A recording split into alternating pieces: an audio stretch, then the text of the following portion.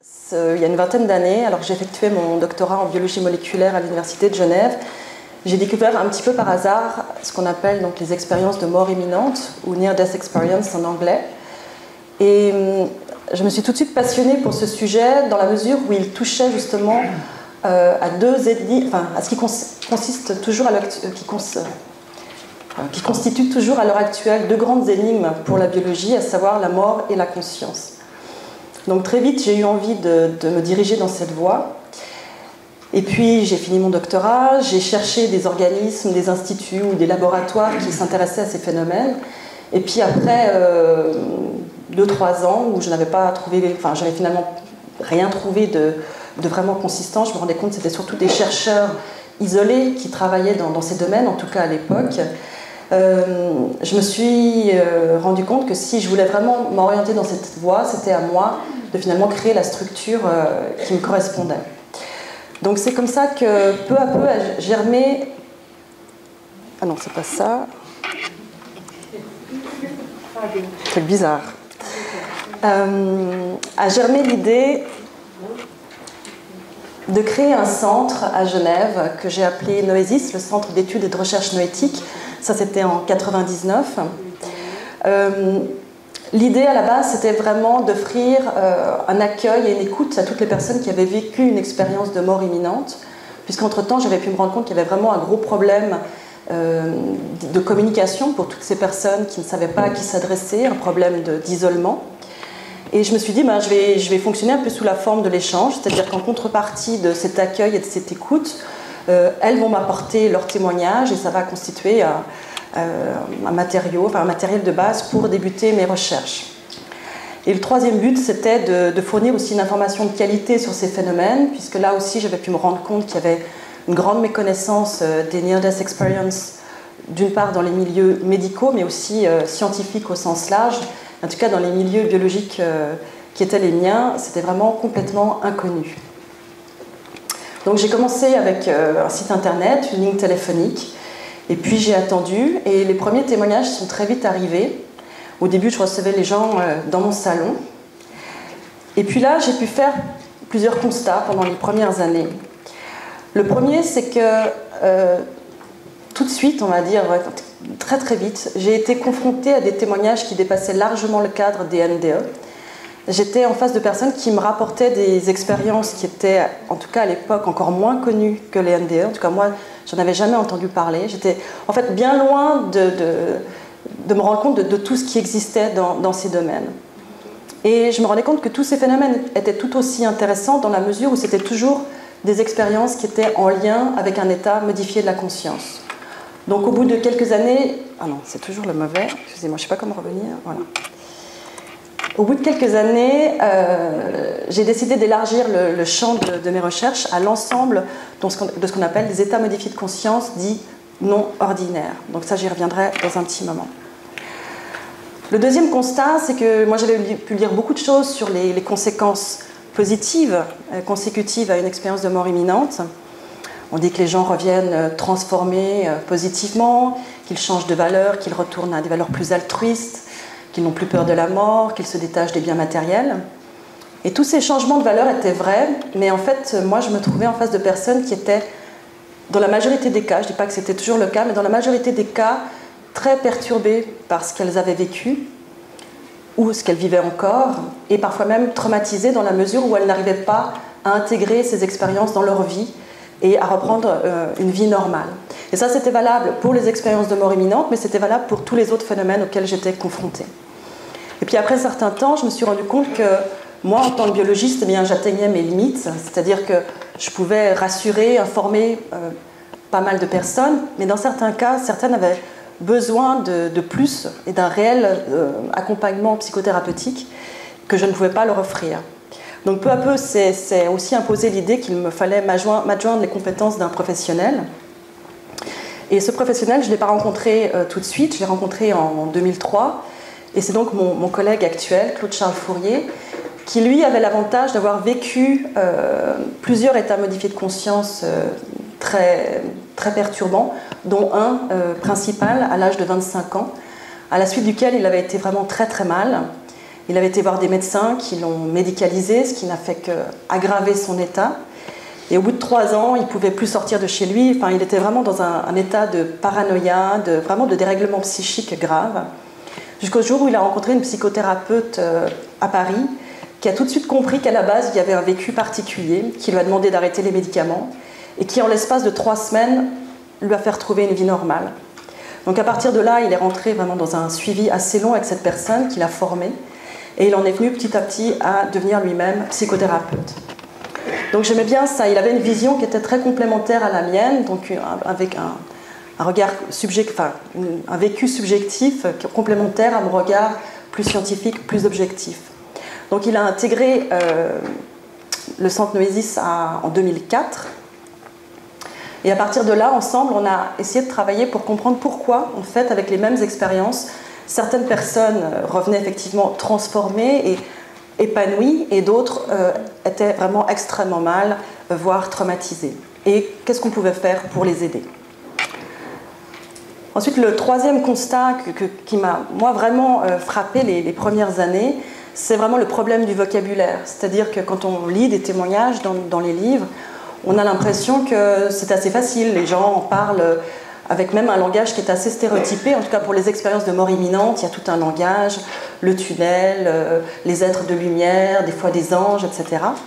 Et puis quand on rencontre ces personnes, eh bien, on se rend compte que finalement, ces expériences sont 1000 fois plus complexes qu'il n'y paraît, et qu'en fait, elles utilisent des métaphores, des images, faute de mieux, pour rendre compte de quelque chose qui n'a absolument rien à voir avec les sensations, les émotions que l'on peut vivre dans la vie quotidienne. Et c'est vrai que c'est un point sur lequel moi j'insiste souvent, surtout quand je suis en face de médecins, parce que des fois ce vocabulaire très stéréotypé, parfois même un petit peu mystique, a tendance à discréditer ces expériences auprès des scientifiques et des médecins. Et il faut savoir que quand on leur demande d'aller un peu plus loin dans leur description, très vite, ça n'a plus rien à voir. Et par exemple, ce fameux tunnel, souvent on se rend compte que finalement il n'était pas vraiment rond, il n'avait pas vraiment de paroi, la personne n'avait pas vraiment l'impression de se déplacer, ou elle se déplaçait sans se déplacer. Et puis finalement, on obtient une description qui est très très loin d'un tunnel, mais pour eux c'est beaucoup plus simple d'employer ce mot plutôt que passer 15 minutes à essayer de vous faire comprendre quelque chose que de toute manière vous ne comprendrez pas. Donc on a continué à travailler avec Claude Charles de cette manière jusqu'en 2012, et puis effectivement l'année passée, Noesis a changé de statut et de nom.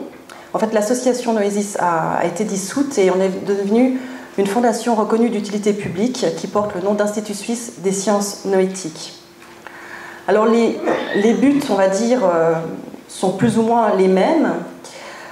La priorité, c'est toujours d'aider les personnes qui sont confrontées à ces phénomènes. Donc, depuis que Claude Charles est là, on a vraiment pu mettre en place une permanence d'accueil et de soutien psychothérapeutique. Donc, on donne beaucoup de consultations privées par téléphone et de plus en plus par Skype, puisqu'on est contacté par des personnes de toute la francophonie, beaucoup de France, de Belgique et même plus récemment du Québec. On travaille aussi beaucoup avec les familles, on accompagne les familles, on leur explique ce qui se passe pour les rassurer. Tous nos services sont complètement gratuits. On fonctionne uniquement avec des dons et des subventions. À côté de cela, au niveau de l'aide, on organise aussi 1 fois par mois des réunions de groupe qui sont ouvertes à toutes, experienceurs et non-experienceurs, parce qu'on tenait vraiment toujours à ouvrir dans ces domaines et à permettre les échanges et l'information. Donc il y a les familles qui sont les bienvenues, il y a de plus en plus de médecins, des infirmiers, des psychologues et des fois simplement des gens qui sont intéressés par ces phénomènes liés à la conscience. Et là j'ai marqué 40 à 50 personnes, mais maintenant on atteint facilement les 60 personnes par mois qui assistent à ces réunions. Ensuite, donc, le deuxième but, c'est toujours d'étudier ces phénomènes. Maintenant, on a largement dépassé les 2000 témoignages, dont environ un tiers sont de type MDE. Ça nous a permis de faire une étude phénoménologique comparative de ces différents états. Donc, on a essayé de tirer un petit peu les points communs, les parallèles qu'on pouvait faire entre tous ces phénomènes. On a aussi passé beaucoup de temps à étudier la composante psychologique et psychothérapeutique de ces phénomènes, ça j'y reviendrai aussi un petit peu plus tard. Et puis à côté de ça, on a une recherche qui est plus expérimentale, où on va dire notre projet phare, c'est une recherche sur les sorties hors du corps, où on essaye d'étudier ces phénomènes dans un cadre de laboratoire, donc strictement contrôlé, de manière à pouvoir vérifier la réalité des perceptions visuelles ou auditives, mais c'est plus rare, qui sont rapportées au cours de ces phénomènes. Et puis le dernier point, donc c'est toujours l'information, la formation. Donc il y a beaucoup de conférences pour le grand public, mais moi ce qui m'a toujours intéressé, c'était de sensibiliser les milieux médicaux. Et là je retrouve ce que Jean-Paul Évrard a dit ce matin, c'est qu'il y a vraiment un gros problème, c'est qu'à l'heure actuelle, tous ces phénomènes sont encore trop souvent diagnostiqués comme les symptômes de maladies ou de pathologies mentales. Et nous, on accueille beaucoup de personnes qui sortent d'asile psychiatrique, qui ont été médicalisées sous neuroleptiques, parfois qui ont subi des électrochocs. Et c'est vraiment des pratiques qui sont assez barbares, vu qu'elles font beaucoup de dégâts, surtout quand c'est chez des jeunes. Effectivement, moi, c'est un sujet qui me touche énormément. Je ne veux pas dire que dans les hôpitaux psychiatriques, il n'y a que des personnes qui vivent des phénomènes d'état modifié de conscience non ordinaires, mais il y en a une bonne proportion, ça c'est certain. Et même si ces états peuvent parfois donner lieu ou être à l'origine de dérèglements psychiques, ceux-ci sont en général transitoires si les personnes sont bien accompagnées et surtout pas médicalisées. Ils peuvent très vite ressortir de ces dérèglements psychiques. Donc en 15 ans, on a réussi à vraiment bien s'implanter, en tout cas en Suisse romande, et on travaille vraiment de plus en plus étroitement avec les milieux médicaux.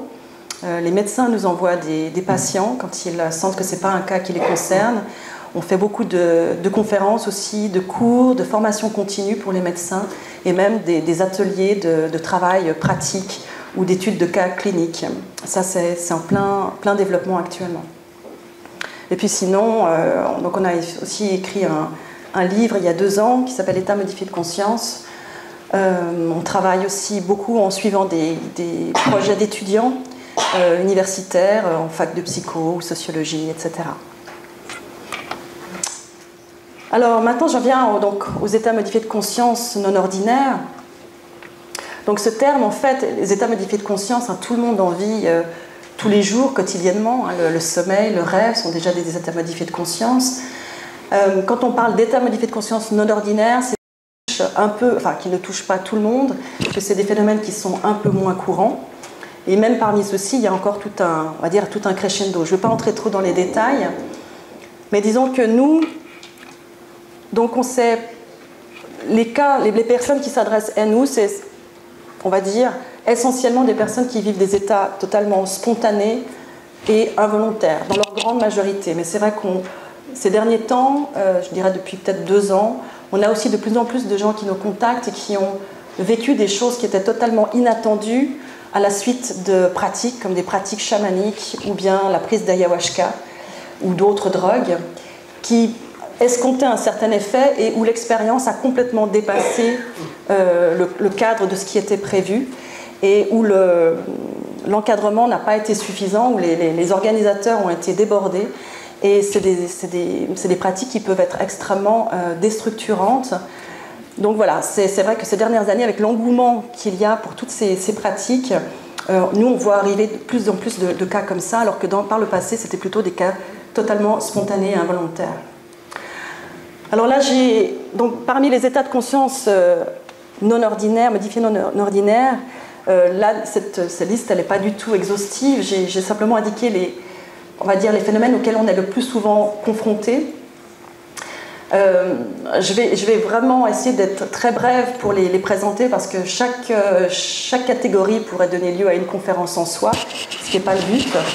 Je vais simplement relever certains points qui me paraissent intéressants. Donc la première catégorie, c'est évidemment donc les expériences de mort imminente. Là, je pense que tout le monde connaît assez bien ce phénomène. Mario Beauregard en a parlé ce matin. Je voudrais peut-être juste mentionner 2 choses qui moi, m'ont vraiment troublée et intéressée dans notre recherche. C'est le fait qu'à la base, les expériences de mort imminente, donc elles ont été, c'est un terme qui a été inventé pour décrire des expériences qui étaient vécues par des personnes qui avaient été réanimées suite à un arrêt cardiaque. Par la suite, on s'est rendu compte qu'il y avait d'autres circonstances critiques qui pouvaient déclencher une expérience de ce type, comme un coma, un traumatisme crânien, un choc septique ou un aphalectique. Donc, alors qu'il y avait une atteinte physiologique sérieuse de la personne, mais pas forcément mort clinique ni mort imminente. Et puis encore par la suite, on s'est rendu compte que finalement, une atteinte physique n'était pas nécessaire, mais par exemple, un gros choc psychologique ou un choc émotionnel pouvait aussi déclencher une expérience en tout point identique à la NDE. Et puis encore plus tard, et nous c'est ce qu'on a remarqué, c'est que parfois ces expériences peuvent aussi se produire dans des circonstances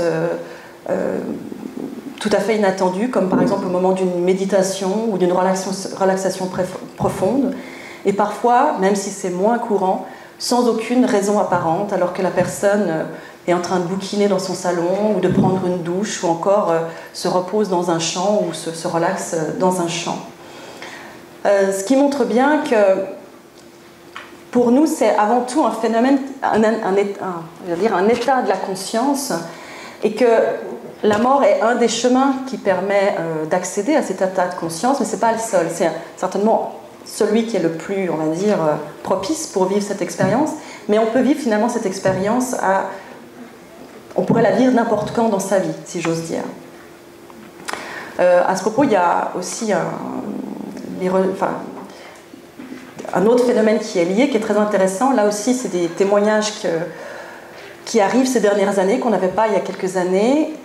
Probablement que le livre de Raymond Moody, qui est paru il y a, je crois, 2 ans ou 2-3 ans, qui s'appelle « Les témoins de la vie après la vie », y est pour quelque chose, qui sont les expériences de mort partagée, qui sont donc ces témoignages de personnes qui ont assisté à la mort de quelqu'un. Ça pouvait être un proche à l'hôpital, ça peut être le personnel soignant qui a accompagné quelqu'un, ça peut être un inconnu qui va apporter secours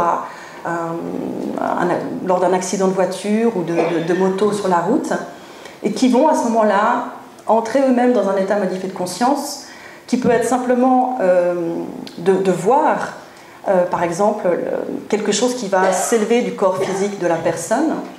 Donc ils vont rester vraiment dans les limites de leur corps, mais voir quelque chose. Et puis dans certains cas, la personne va être comme happée dans l'expérience de mort imminente. C'est-à-dire qu'elle va voir la scène qui va changer la pièce qui va changer de forme.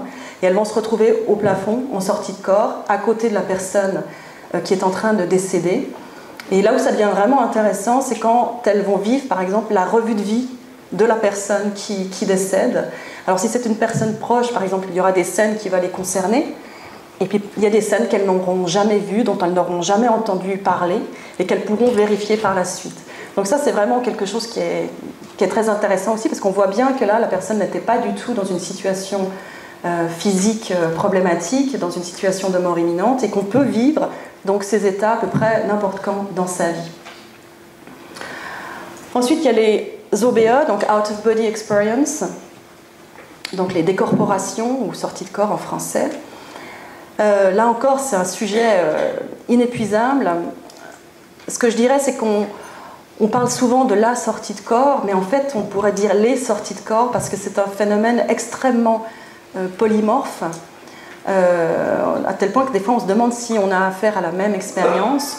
Il y a mille et une façons de sentir, de vivre cette sortie de corps, vraiment le moment de la sortie. Il y a mille et une façons de se sentir une fois qu'on est à l'extérieur de ce corps, avec un autre corps ou sans corps, avec un corps avec une forme ou sans forme, mille et une façons de se déplacer, d'avoir parfois accès à d'autres dimensions, et mille et une façons aussi de réintégrer le corps physique. Donc c'est un phénomène qui est très très riche et qui montre bien à quel point des fois c'est difficile de faire des classifications, parce que là encore, on a l'impression un peu qu'il y a une sorte de continuum en fait entre tous ces états modifiés de conscience, et que c'est difficile de dire, par exemple, quand on a affaire à une OBE ou quand on a affaire à une NDE, surtout quand la NDE survient alors qu'il n'y a pas de mort imminente. Donc tout ça est assez complexe. Ensuite, il y a ce qui est appelé le réveil de Kundalini et tout ce qui concerne les manifestations énergétiques. Alors ça, je vais prendre un petit peu plus de temps pour parler de ça, pour 2 raisons. Tout d'abord parce qu'on s'est rendu compte, donc à travers notre pratique, que ces manifestations énergétiques, elles sont quasiment toujours présentes dans tous ces états modifiés de conscience, que ce soit avant que l'expérience ait lieu, pendant ou après comme conséquence de l'expérience. C'est vraiment quelque chose qui est récurrent. La deuxième raison pour laquelle je voudrais en parler un peu plus, c'est que ces dernières années aussi, ces réveils de Kundalini, c'est des témoignages qui sont de plus en plus fréquents, qu'on reçoit vraiment en abondance, et qui sont très problématiques dans notre société occidentale parce que encore beaucoup plus méconnues que les expériences de mort imminente. Et quand un médecin occidental est confronté à ce type de témoignage, il est complètement démuni et il va forcément médicaliser. Donc je vais en parler un petit peu plus... Ah non, je me retrompe de bouton. Alors, on nous a souvent reproché, mais pourquoi est-ce que vous utilisez ce terme, vous vous référez à une tradition qui n'est pas la nôtre? Alors le problème, c'est qu'en fait, la seule tradition qui a vraiment décrit et codifié ce phénomène, c'est la tradition indienne, puisque la Kundalini, c'est un mot sanskrit qui signifie l'énergie vitale qui serait enfermée, endormie à la base de la colonne vertébrale au niveau du sacrum. Et en temps normal, en fait, il y aurait une faible quantité de cette énergie qui circulerait dans le corps humain, c'est ce qui nous permettrait de nous mouvoir, d'être vivants. Et dans certaines circonstances, cette énergie serait réveillée, et ce réveil, ça signifierait l'activation de cette circulation énergétique. Et à ce moment-là, elle va être ressentie comme remontant le long de la colonne vertébrale, et elle va activer les différents chakras du corps humain, les 7 chakras principaux, donc les centres énergétiques du corps humain, jusqu'à atteindre le sommet du crâne et sortir par le sommet du crâne. Et à ce moment-là, donc, l'expérience passe dans un autre plan. C'est une expérience qu'on peut appeler plus transcendantale, où la personne va faire l'expérience de l'union avec le tout, avec le principe divin, donc quelque chose d'extrêmement puissant qui se rapproche de l'éveil ou de l'illumination. Enfin, tout ça, c'est des termes qui souvent décrivent à peu près la même chose. Donc c'est un processus qui peut être fulgurant, il peut se faire comme ça en une fois, ou alors il peut s'échelonner dans le temps, se faire sur quelques semaines, quelques mois, voire quelques années, se faire par paliers, c'est-à-dire activer 1 ou 2 centres, puis s'arrêter, puis reprendre. Et finalement, c'est, en tout cas dans notre société, enfin chez nous on va dire, c'est assez rare que le processus se déploie complètement et atteigne le sommet du crâne. Alors concrètement, ce phénomène il est associé avec une foule de manifestations physiques, mais qui sont très caractéristiques. Ça peut être une sensation de chaleur intense, vraiment comme un feu intérieur, des sensations de fourmillement dans les membres, de vibrations dans tout le corps, de picotements électriques, une excitation sexuelle intense qui peut aller jusqu'à des orgasmes spontanés, ou au contraire des douleurs très très violentes, puisque en fait c'est un peu comme si cette énergie elle va forcer dans les lieux de blocage dans le corps, donc ça va donner lieu à des douleurs jusqu'à ce que le corps relâche, se lâche et laisse passer cette énergie. Ça peut aller jusqu'à des mouvements incontrôlés du corps, donc les bras ou les jambes qui bougent tout seuls. Parfois il y a certaines personnes qui vont d'ailleurs sentir, alors qu'elles n'ont jamais fait de yoga dans leur vie, elles vont instantanément se mettre dans des positions de yoga parce qu'elles sentent que ça facilite en fait le passage de l'énergie. Ça va donner lieu aussi à beaucoup de manifestations visuelles. Ça peut être des points lumineux, des taches de couleurs, des formes géométriques, beaucoup de manifestations auditives, des bourdonnements, des sons comme de la vaisselle cassée, ça peut être des chants, de la musique et parfois des voix. Ce qui fait que très souvent, la personne à ce moment-là a peur pour sa santé mentale, puisque ça fait tout de suite penser à la schizophrénie. Au niveau... alors ça, c'est les manifestations physiques. Il y a ensuite toute une kyrielle de manifestations psychiques, c'est-à-dire que en fait, cette Kundalini, elle est vécue comme un processus un peu de purification intérieure. C'est-à-dire que non seulement il y a des choses qui se libèrent au niveau du corps, mais la personne va voir une sorte de réactivation de toutes ses peurs, de toutes ses angoisses, de tous ses blocages psychologiques, ce qui fait qu'elle va passer vraiment par des phases extrêmement difficiles. Et ça va alterner avec des phases au contraire d'extase, de béatitude, de sentiment de plénitude. Donc on comprend bien que quand on n'a jamais entendu parler de ça, on a vraiment la sensation qu'on est en train de perdre les pédales et de devenir fou. Alors ce qui est intéressant, c'est qu'en Inde, par exemple, c'est un processus qui est non seulement connu, mais qui est recherché par des pratiques comme le yoga, la méditation. Il y a des grands yogis qui vont passer 25-30 ans de leur vie à rechercher cet état sans jamais y parvenir. Et puis chez nous, eh bien, il y a des gens qui, sans jamais en avoir entendu parler, sans aucune pratique, que ce soit yoga, méditation ou autre, eh bien, d'un moment à l'autre, dans leur vie, vont vivre ce phénomène. Alors on a essayé de voir qu'est-ce qui pouvait être à l'origine de ce processus. Et en fait, ce qu'on a remarqué... Ah non, ça a été trop... Oui. Ce qu'on a remarqué, c'est que c'était souvent consécutif à un gros choc émotionnel, parfois à des pratiques, mais comme je l'ai dit, c'est assez rare, mais ça peut être aussi justement à la suite d'un stage intensif de méditation. Et puis, ce que je n'ai pas écrit sur cette diapositive, c'est que ça survient aussi assez souvent à la suite d'un travail énergétique, donc des personnes qui ont simplement été voir un magnétiseur, parfois pour la première fois, ou bien des stages de Reiki ou des choses de ce type. Et puis, dans certains cas, comme pour les NDE, parfois, on n'arrive pas à mettre le doigt sur ce qui a pu déclencher l'expérience, et ça reste assez mystérieux. Alors, j'ai pensé que, peut-être pour vous rendiez compte à quel point ce phénomène peut être violent, je vais vous lire un témoignage d'une femme qui l'a vécu justement à la suite d'un stage, d'un séminaire de 2 jours de travail énergétique. Je venais de me coucher pour la nuit. J'ai d'abord commencé à sentir des fourmillements dans les orteils qui sont devenus très vite des vibrations intenses qui montaient le long de mes pieds, puis de mes jambes, envahissant peu à peu tout mon corps. C'était une montée lente, de plus en plus puissante, qui provoquait des tremblements violents et incoercibles. Une sensation incroyable, presque insupportable, comme si je n'avais plus de peau, comme si la chair et les os mêmes se délitaient et que toutes mes cellules dansaient, vibraient dans une espèce d'orgasme interminable, de plus en plus ample et profond. J'étais consciente, mais je ne pouvais penser à rien, rien analyser. Il y avait seulement ce flot d'énergie brute qui m'envahissait et faisait disparaître toute sensation de limite de mon corps. J'avais les yeux ouverts dans la nuit, mais il ne voyait que lumière. Une lumière qui gommait les murs de la chambre, ceux de la maison, et qui s'étendait tout autour dans le ciel. J'étais devenue une gigantesque ampoule, pure énergie consciente, fondue corps et âme dans cette vibration orgasmique indicible. Cela continuait à monter, à m'emporter, et c'est arrivé à la poitrine, au cœur. Et là, c'est devenu totalement inexprimable. Cette vibration orgasmique, tout en gardant sa nature, est soudain devenue un amour si puissant, un amour si profond, si violent, que c'était comme si toutes les limites de moi-même, de tout mon être le plus subtil, fondaient dans une union absolue, totale, avec. Comme une reconnaissance absolue, des retrouvailles amoureuses dans et d'une dimension inimaginable. C'était long, interminable, d'une beauté, d'une profondeur et d'une puissance à peine supportable. Mon corps se tordait en tous sens sur le lit, des larmes coulaient, j'avais le visage et les cheveux trempés, 145 000 volts dans une ampoule de 25 watts.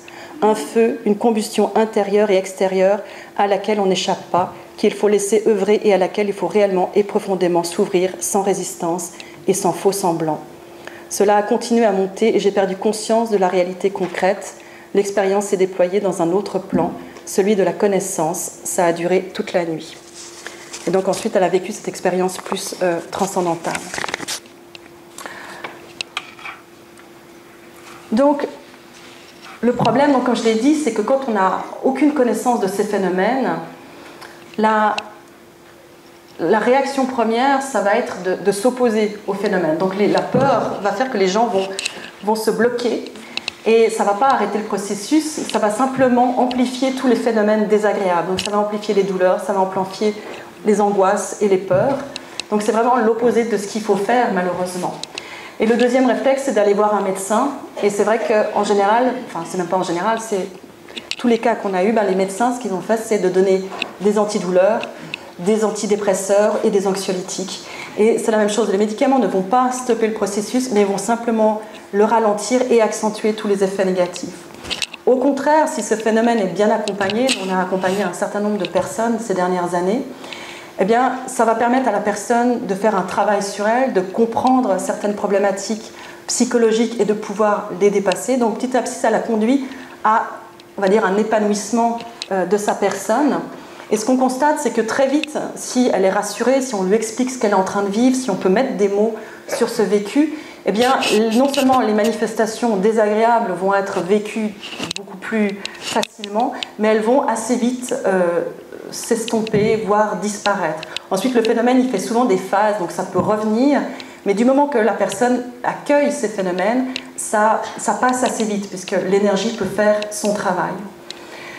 Et ce qu'on remarque aussi dans les conséquences, c'est qu'en général, à partir de là, les personnes vont développer toute une kyrielle de dons, avec comme principal don des dons de guérison, donc un rapport à l'énergie particulier. Ah oui, je n'ai pas marqué, oui. Alors, voilà, ça c'était pour ces phénomènes-là où je tenais à en parler un petit peu plus. Ensuite, il y a ce qu'on appelle les entendeurs de voix. Ça, ce n'est pas un terme qu'on a inventé, il existe réellement un réseau international des entendeurs de voix. Ça n'a rien à voir justement avec la schizophrénie. C'est des personnes qui entendent en général une ou plusieurs voix. En général, souvent elles sont trois. Depuis l'enfance, ça peut commencer à l'enfance, mais ça peut aussi débuter à l'âge adulte. Et contrairement aux voix donc, qui sont rapportées dans les phénomènes de schizophrénie, ces voix ne sont en général pas intrusives, ne sont pas négatives, ne sont pas dénigrantes pour la personne, ne la poussent pas à faire certaines choses. C'est plutôt des voix qui sont perçues comme des guides, en fait, qui sont là pour accompagner la personne. Alors ça peut être dans un moment, une période vraiment courte de sa vie. Par exemple, on a quelqu'un qu'on a rencontré qui allait très mal et qui était parti en forêt avec une arme pour se suicider. Et au moment de passer à l'acte, il y a une voix qui lui a parlé, qui lui a fait comprendre pourquoi il était en train de faire une bêtise, qu'il a suffisamment interloqué pour qu'il ne la fasse pas. Et cette voix l'a suivi pendant 3 semaines, jusqu'à ce qu'il aille mieux. Et puis au bout de 3 semaines, ça s'est arrêté. Le phénomène s'est arrêté. Donc ça peut être simplement comme ça un événement transitoire.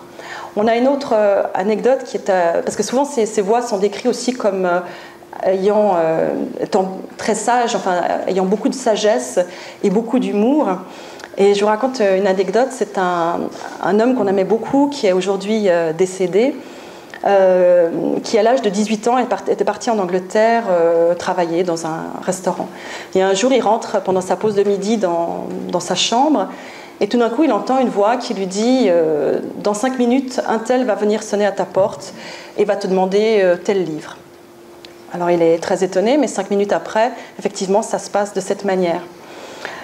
Donc il avait la preuve qu'il n'était pas fou, puisqu'il avait tout de suite, il a eu une sorte de vérification que ce qu'il entendait était juste. Et lui, il y avait 3 voix, effectivement, qu'il pouvait à peu près situer dans la pièce. Et ces voix, et donc il a commencé à les écouter, ont commencé à lui donner des conseils sur sa vie, et sur des conseils, on va dire, de diététique et d'hygiène de vie, qui étaient destinés à ce qu'il entende de mieux en mieux ces voix. Donc ils l'ont dit déjà parce que c'était un jeune qui fumait des joints, donc ils ont dit qu'il fallait arrêter la drogue, qu'il fallait arrêter les cigarettes, qu'il fallait arrêter le café, qu'il fallait arrêter le sucre. Enfin, il y avait plein de consignes comme ça. Et puis au début, il était de bonne... voilà, il a voulu les écouter. Donc il a fait tout ce que ces voix lui ont dit. Et puis, effectivement, il les entendait de mieux en mieux. Et puis un jour, il se rend dans un magasin de disques. Il voulait s'acheter un disque des Rolling Stones. Et la voix lui dit non, ça non plus, il faut arrêter la musique.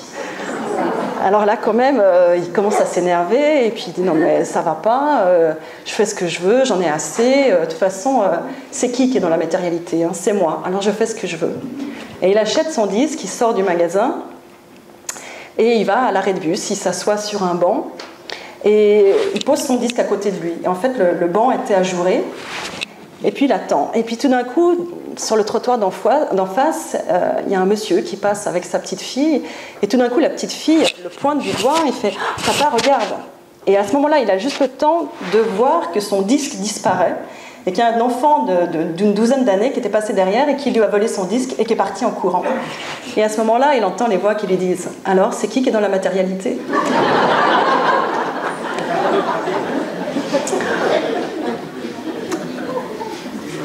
Donc voilà, ça c'est pour les entendeurs de voix, donc qui sont des phénomènes qui nous sont assez souvent rapportés. Et je veux dire aussi que c'est un phénomène qui peut être lié à la médiumnité, mais ce n'est pas des personnes qui ont des dons pour la médiumnité, c'est vraiment uniquement lié à quelques voix comme ça, et c'est plutôt pour eux que pour transmettre des messages. Ensuite, il y a les expériences à caractère chamanique. Donc nous, dans cette appellation, en fait, on a regroupé toutes les expériences des personnes qui n'ont justement jamais approché un chaman de près ou de loin, qui ne s'intéressaient pas du tout au chamanisme, qui n'ont absolument rien fait pour vivre une expérience en particulier, puis qui du jour au lendemain vont vivre une expérience qui correspond à ce qui est décrit dans la tradition chamanique. Alors ce qui est le plus fréquemment décrit, c'est ce qu'on appelle la fusion chamanique, c'est-à-dire le fait de se retrouver dans le corps d'un animal. Alors on a par exemple le cas d'un homme qui était de Toulouse, qui était un jour en train de rentrer chez lui dans sa voiture, en train de conduire avec la radio. Il n'avait jamais rien vécu de particulier jusque-là. Et tout d'un coup, il regarde dans le ciel et il voit un aigle. Et l'instant d'après, il est l'aigle. C'est-à-dire qu'il se sent vraiment dans le corps de l'aigle, il sent ses ailes, il sent l'air, le jeu de l'air dans ses ailes. Et en même temps, il se sent en train de conduire la voiture. Il a ces deux sensations au même moment, d'être en train de pouvoir, il peut accélérer, il peut freiner au bon moment. Et en même temps, il voit la voiture avec ce point dans la voiture qui est en train de conduire, et il a les sensations de l'aigle. Ensuite, il y a la catégorie des apparitions et visions avec ou sans connotation religieuse. Donc, par là, on entend des personnes qui restent vraiment dans les limites de leur corps physique et dans la dimension terrestre et qui vont voir apparaître certaines choses. Ça peut être des apparitions à nature religieuse ou parfois non religieuse. Ensuite, les expériences de relativité temporelle. Là, c'est une catégorie ici qui est très très vaste, dans laquelle il y a par exemple les phénomènes de prémonition ou de régression dans des vies antérieures. Nous, ce qui nous a particulièrement interpellés, c'est des personnes qui rapportent s'être tout d'un coup, mais vraiment d'une seconde à l'autre, s'être retrouvées en train de vivre, mais de façon extrêmement réaliste, tout aussi réelle que la seconde d'avant, en train de vivre une scène d'une autre époque, donc étant habillés différemment et pouvant vraiment sentir les habits sur leur corps, pouvant même aller jusqu'à mettre leurs mains dans leurs poches et sortir les objets qu'il y a dans leurs poches, sentir des pièces de monnaie, etc. Et vivre comme ça pendant quelques minutes, ou peut-être même pas quelques minutes, on va dire peut-être 30 secondes, une scène d'une autre époque. Et puis rebasculer dans notre réalité actuelle. Ensuite, il y a, alors ce qu'on a, là c'est un peu la catégorie fourre-tout qu'on a appelée les expériences inclassables. Et là-dedans, ça englobe toutes les expériences qui sont plus ou moins orphelines, c'est-à-dire que des fois, il y a des expériences qu'on n'arrive pas vraiment, pas d'autres exemples, donc on ne peut pas créer une catégorie juste pour elles. Ou alors des expériences hybrides, c'est-à-dire qu'elles comportent différents éléments de différentes catégories. Elles auront des éléments de la NDE et puis de l'expérience chamanique ou voilà, différentes choses. Et du coup, on ne sait pas trop comment les appeler. Alors là, je ne vais pas entrer trop dans les détails non plus, mais par rapport aux circonstances, on a essayé de tirer des grandes lignes dans quelles circonstances on peut vivre ces phénomènes. Et en fait, on se rend compte qu'il y a tout et son contraire, il n'y a pas vraiment de règles. On peut vivre donc ces expériences alors qu'on est au seuil de la mort, ou alors qu'on est en pleine santé, ou alors qu'on a une très forte fièvre. On peut les vivre alors qu'on est tout seul chez soi, ou alors au milieu d'une foule. On peut les vivre... oui, il n'y a pas vraiment de règles. On peut dans un état, on va dire, de relaxation profonde, ou vraiment de détente et de bien-être, ou alors dans un moment de stress et de peur. Donc l'état psychologique peut être variable. Donc on n'a pas réussi vraiment à tirer de règles. Au niveau des prédispositions aussi, on a essayé de voir est-ce qu'il y a un profil psychologique qui prédispose un peu à vivre de tels phénomènes. Et ce qu'on a remarqué, c'est une chose qui avait déjà été remarquée par Kenneth Ring pour les expériences de mort imminente, mais qu'on a pu finalement étendre à l'ensemble des états modifiés de conscience non ordinaires, c'est que dans la très grande majorité des cas, c'est pas toujours facile d'aller si loin dans les interviews, donc on peut pas dire on peut pas vraiment faire de statistiques, mais on va dire que c'est quasiment toujours le cas quand on peut en parler. Eh bien, c'est des personnes qui ont eu des enfances très difficiles, avec des événements traumatisants. Donc Ring, il parlait souvent, enfin lui, il parlait de maltraitance ou d'abus sexuels, de maltraitance physique ou d'abus sexuels. Nous, on a remarqué ça aussi, mais ça peut être aussi des maltraitances psychologiques, avec par exemple des parents pervers. Ça peut être aussi des situations d'abandon réelles ou psychologiques, ou encore par exemple des enfants qui n'ont pas eu une enfance normale parce qu'ils ont passé la plus grande partie de leur enfance dans un hôpital ou donc hospitalisés. Et donc Ring, il avait proposé le modèle suivant, c'est que ces enfants auraient développé une sorte de capacité à entrer plus facilement dans un état modifié de conscience pour se protéger d'une réalité devenue trop oppressante, trop douloureuse. Et en fait, à l'âge adulte, il disait que la proximité de la mort allait réactiver ce mécanisme de défense ou de protection psychologique. Donc nous, c'est on pourrait étendre ça comme modèle, moi je le trouve assez intéressant, pour d'autres états modifiés de conscience. Et puis ce qu'on a remarqué aussi, c'est qu'il semble y avoir une composante héréditaire, c'est que très souvent, il y a une grand-mère ou une tante, je pourrais dire un grand-père, mais c'est vrai que c'est souvent la grand-mère, je ne sais pas pourquoi, mais il y a souvent une grand-mère dans ces histoires, une personne qui vit déjà des phénomènes comme ça dans la famille. Et puis quand on leur demande au niveau de leurs enfants, et bien souvent, par exemple, ils ont 3 enfants, il y aura un des enfants qui aura le même genre de phénomène. Maintenant, au niveau des conséquences, on a essayé de... Donc là, je simplifie beaucoup parce que tout ça pourrait être beaucoup plus développé, mais je sais que je n'ai pas toute l'après-midi. On a essayé aussi de voir un peu les points communs. Il reste encore 20 minutes. 20 minutes, d'accord, mais j'ai encore beaucoup de choses à dire. Alors, 1 minute. D'accord. Là, ce qui était intéressant, c'est qu'on s'est rendu compte que finalement, pour tous ces phénomènes, on retrouvait au niveau en tout cas des changements de valeur, à peu près les mêmes que ceux qu'on observe pour les expériences de mort imminente. C'est-à-dire, ces gens vont s'ouvrir à la spiritualité. Ça peut être des fois retourner à leur propre religion, mais en général, c'est plutôt une spiritualité, on va dire, laïque. Ils vont retourner à des valeurs plus essentielles, donc se détourner des biens matériels, s'intéresser plus aux relations humaines, avoir envie de se réorienter professionnellement, par exemple. Et puis, c'est ça qui est assez intéressant, c'est que même si l'expérience n'a absolument aucun lien avec une situation de mort imminente, eh bien, c'est des gens qui, en général, vont voir leur peur de la mort diminuer, mais en général, même carrément disparaître totalement. Alors, dans le cas des NDE, on peut le comprendre, mais dans les autres cas, eh bien, c'était plus étonnant. Et en fait, c'est parce que simplement, ces personnes ont vraiment eu l'impression de toucher du doigt ou d'entrer dans une autre dimension que la dimension physique. Et à partir de là, pour elles, c'est évident que si cette dimension existe, c'est dans cette dimension qu'on ira au moment de la mort. Donc, à peu près les mêmes changements de valeur. Et au niveau de ce qu'on observe maintenant au niveau du vécu, hein, pas des changements de valeur, mais comment les conséquences dans la vie de ces gens, là aussi, on retrouve à peu près les mêmes conséquences.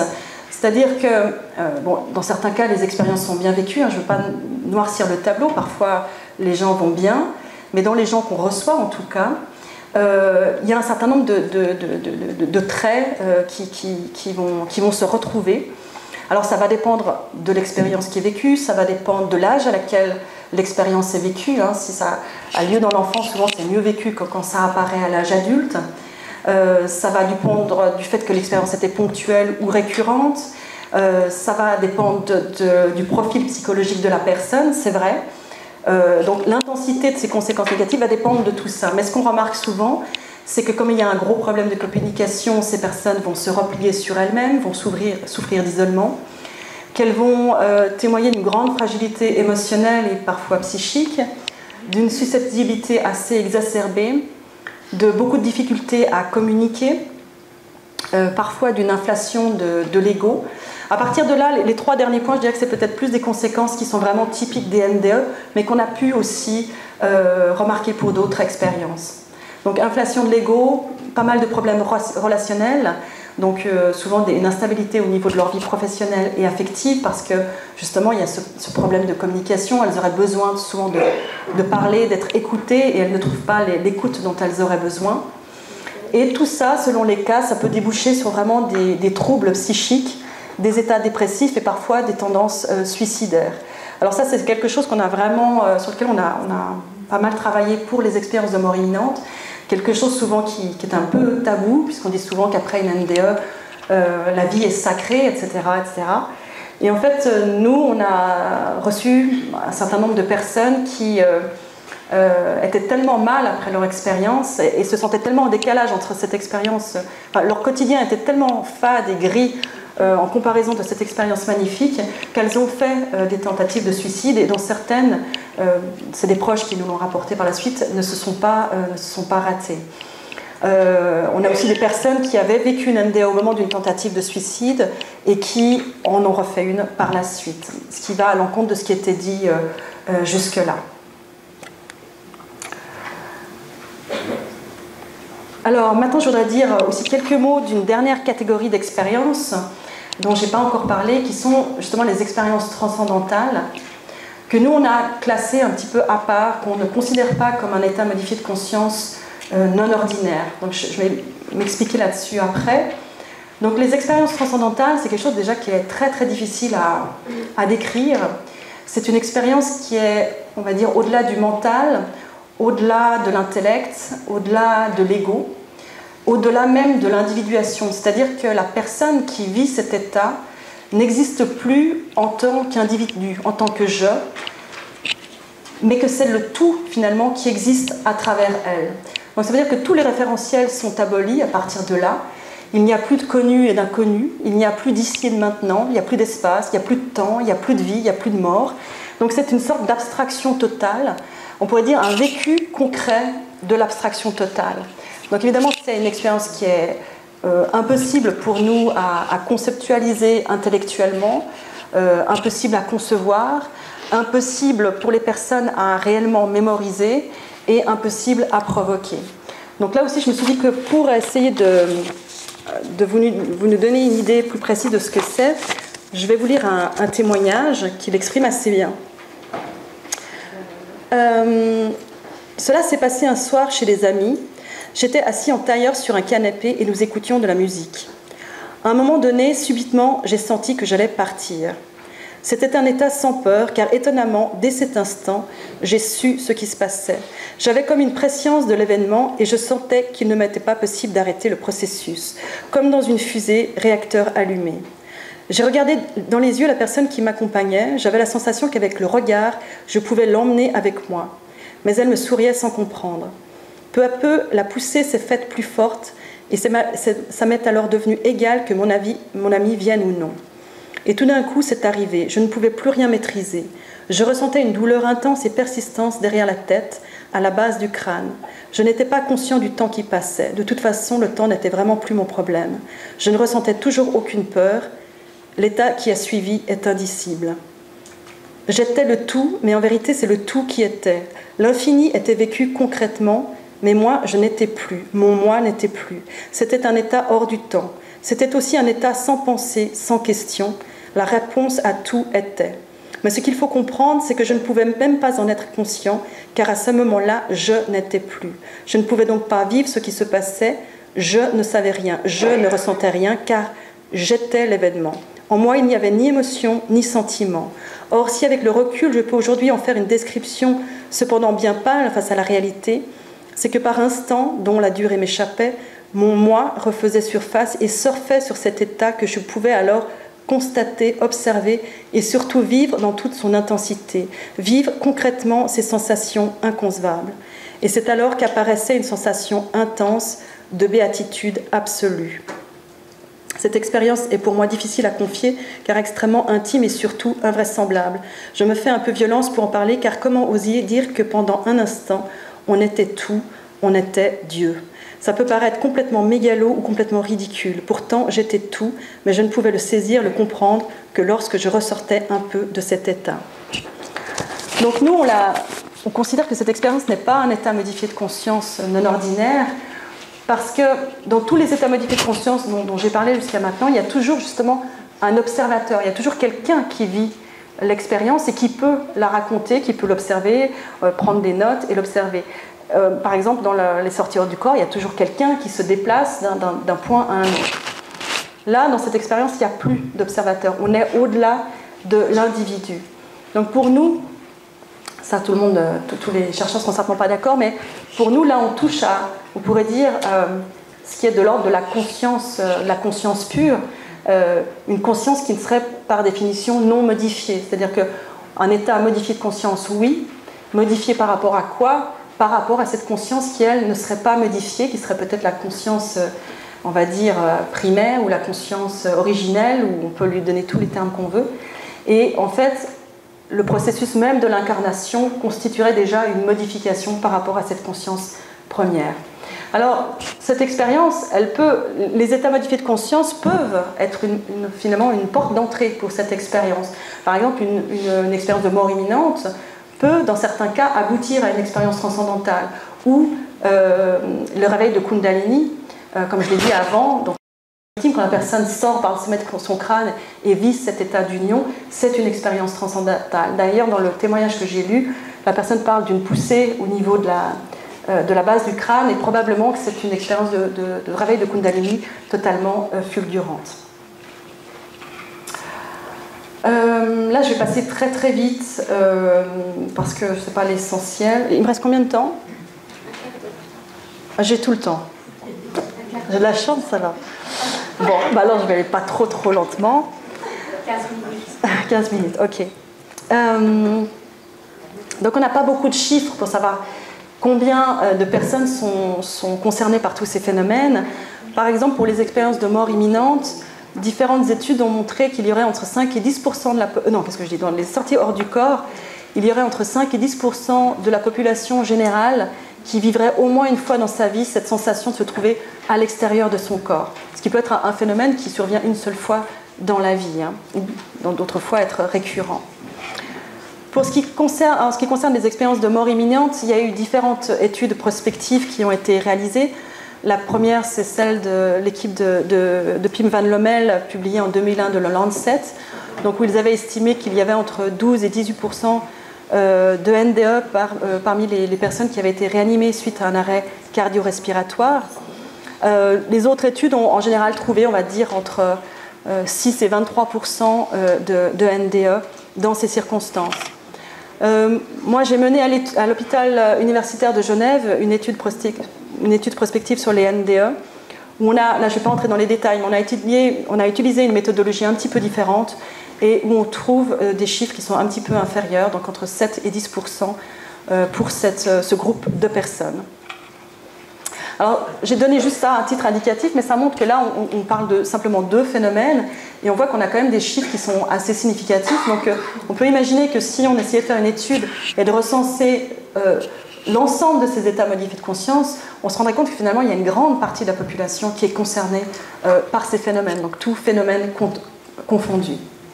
Et qu'à ce titre, il mérite vraiment d'être pris en considération. Alors, voilà, maintenant, pour résumer, là aussi, je ne vais pas aller trop dans les détails, mais disons que nous, notre travail, au cours de ces 15 années, nous a montré que, d'une part, toutes ces personnes ne souffraient pas de pathologie mentale, que ce n'étaient pas non plus des affabulatrices, même si on a pu avoir dans certains cas, c'est des personnes, on a eu certains cas d'affabulatrices ou de personnes qui étaient vraiment réellement schizophrènes, mais disons dans leur grande majorité, donc ces personnes ne sont pas des affabulatrices dans la mesure où on peut voir que ces phénomènes vont vraiment laisser des cicatrices en elles. Ça va être souvent le début d'un travail personnel et d'une transformation profonde de leur personne. Malgré tout, ce qu'on a constaté, donc, c'est que ces personnes souvent étaient dans un mal-être profond, et que ce mal-être pouvait vraiment se transformer en dérèglement psychique plus ou moins grave. Alors la cause de ce mal-être, il vient pour nous de trois causes. Tout d'abord, il y a tout le questionnement que ces expériences vont susciter. Pourquoi moi? Pourquoi est-ce que ça m'est arrivé? Qu'est-ce que c'était? Est-ce que ça va recommencer? Toutes ces questions, quand la personne ne peut pas y apporter des réponses, quand elle est seule avec ça, ça va très vite, ça peut les faire entrer vraiment dans des sentiments de panique et la sensation d'être en train de perdre la raison. Donc ça, c'est vraiment un des gros problèmes, c'est que si elles n'ont pas le bon interlocuteur, simplement ces peurs peuvent les faire tomber dans des dérèglements psychiques parce que ça va accentuer les phénomènes et le côté négatif des phénomènes qui sont vécus. Le deuxième problème, c'est le décalage qu'elles vont ressentir avec notre société. C'est-à-dire que ces phénomènes, ça va induire un bouleversement très profond de toute leur vision du monde, de la réalité, de la vie, de la mort. Ça va bouleverser leurs croyances, leurs valeurs, comme je l'ai dit avant. Et tout d'un coup, elles se sentent en décalage total avec notre société dans laquelle elles ne se reconnaissent plus. Alors, d'une part, elles ont un questionnement auquel elles n'ont pas de réponse. Elles ne peuvent pas partager ces expériences avec leur entourage, ni même avec les médecins. Et elles n'arrivent plus à se sentir intégrées dans cette société. Alors ça, c'est deux problématiques qui sont très générales et qu'on retrouve dans tous les phénomènes et pour tout le monde. Maintenant, sur ces problématiques générales, peuvent venir se greffer des problématiques qui sont plus personnelles, comme une fragilité psychique latente ou encore des problèmes psychologiques enfouis ou non résolus. Et dans ces cas-là, souvent, les états modifiés de conscience vont entrer en résonance avec ce terrain, on va dire, et ça peut faire éclater au grand jour, justement, cette fragilité ou des problématiques. Et tout ça combiné, je dirais ces 3 points combinés, ça peut faire basculer vraiment des personnes dans des dépressions profondes, voire dans des tempéraments ou des idées suicidaires, on va dire. Alors, tous ces phénomènes aussi, ce qu'il faut dire, donc ils ont différentes composantes. Il y a une composante physiologique, certainement, une composante culturelle, une composante spirituelle, une composante paranormale, puisqu'il y a des choses qu'on ne peut pas expliquer. Et il y a une composante psychologique et symbolique qui est très importante. Ça, c'est vraiment ce qu'on a pu mettre en évidence. Ça ne veut pas du tout dire qu'on résume ces phénomènes à une problématique psychologique ou à une construction psychologique, mais il faut en tenir compte. C'est-à-dire que dans ces expériences, il y a vraiment des éléments qui constituent des clés de compréhension par rapport à des problématiques personnelles. Et si la personne arrive à en prendre conscience, ce qui en général n'est pas facile à faire seule, c'est pour ça qu'un regard extérieur et un accompagnement extérieur est important, eh bien, elle va pouvoir prendre conscience et dépasser certaines problématiques et certains conditionnements.